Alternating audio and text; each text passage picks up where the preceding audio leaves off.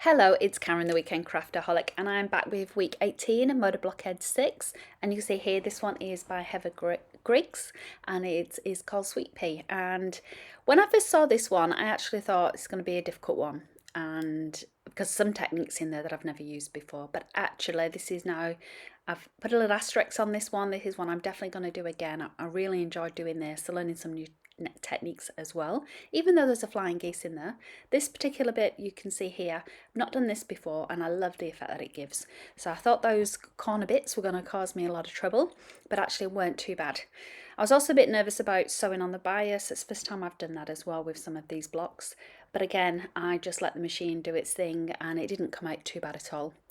And the other thing that was a real delight with this one, if you've been following my series on YouTube of making these Moda Blockheads, every single time, no matter how well I do, I never seem to have enough to cut away to make the perfect shape, whether it's 3.5 or even the finished 9.5, and you'll see that I managed to do it on this one.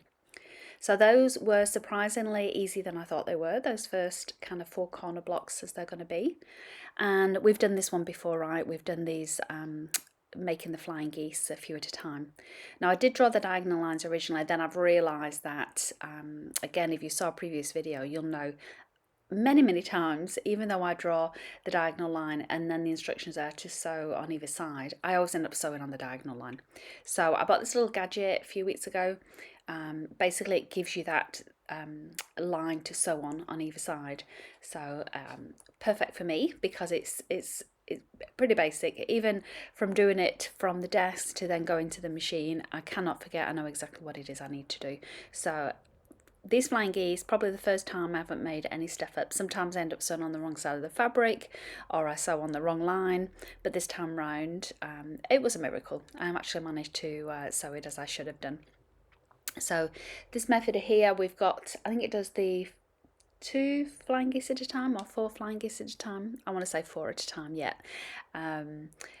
Again, this technique with the flying geese, you'll see it coming up with the adding the rectangles to make like a little house shape. Not done that before. That was very cute. I am actually thinking now I need to look into a little bit more about some of Everbrig's My So Quilty Life patterns, because I do see them and they look so complicated. But the way she's actually wrote the instructions for this is making me think that it's worth giving a little bit of a go. If she's got some beginner, not intermediate, but some beginner patterns, and I think that would be something different, and a new challenge, because obviously Moda Blockheads is going to finish probably, I think, in about a month's time, so not many more to go. So I definitely need something new to do after that to challenge myself. And I've seen Heather Briggs, I know she's got a sew along coming up next year, a block of the month, with this gorgeous quilt with a quilt room design on. Far too advanced for me, but I'm pretty sure if I look back at her catalogue, she's probably got something a little bit easier that I might be able to jump onto, even though they've been and gone many years ago. It'll be a good starting point for me.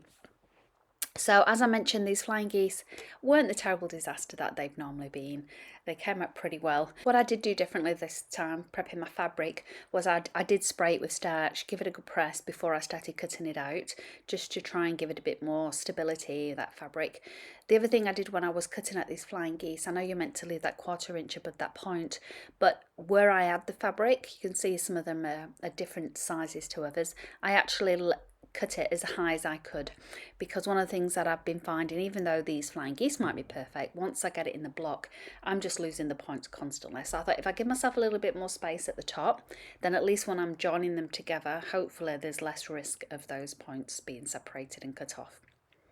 So you can see this comes together pretty well. I decided to use my background fabric, the yellow, on these little pieces because I'm running out of it desperately. So I hope that goes okay with my finished design. But you can see here how it came out. It's just that bottom flying geese wasn't so great. But overall, I'm impressed with the design, how it came out, how easy it was following the instructions. And I hope you'll give it a go as well. Well, I hope you have a great crafting weekend. Thanks for watching.